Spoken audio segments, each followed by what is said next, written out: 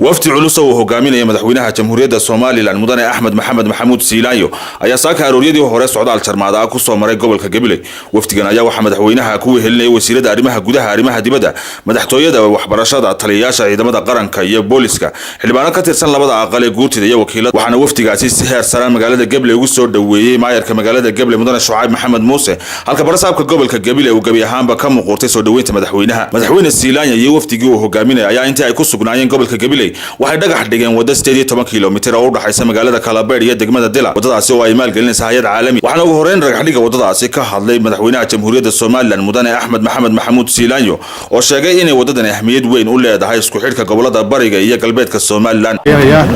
faray wadooyinka ay sameeyno waa dalkii dadku waxay tarayaan insha Allah halkaas ay soo rutuna waxay kala kasbeen sidoo kale wasiirka madaxtooyada Soomaaliland Xirsi Cali Xaaji Xasan oo isna halkaas ka hadlay ayaa waxa uu yiri العالمين والصلاة والسلام على رسول الله. مدحوين هالكن ومشروع عصبايا يقدحين سوماليلاند فيلم فانكا يقدحين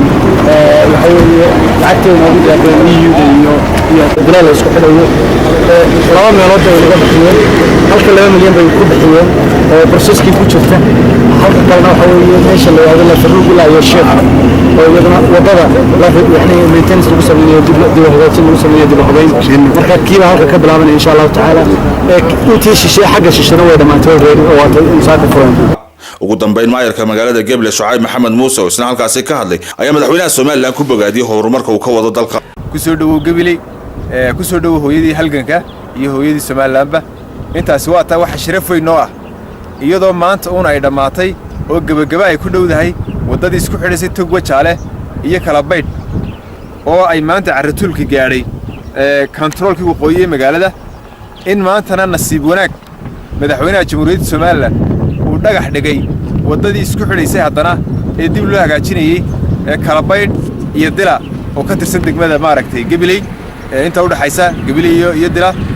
waxaanu leenahay madaxweyne waad ku mahadsan tahay ummadda reer Gableyna way ku ogtahay horumarka istaba jooga ee ka wada gobolka Gabley gaar ahaan waa Cabdi Kariim Maxamed Qaamuuska gobolka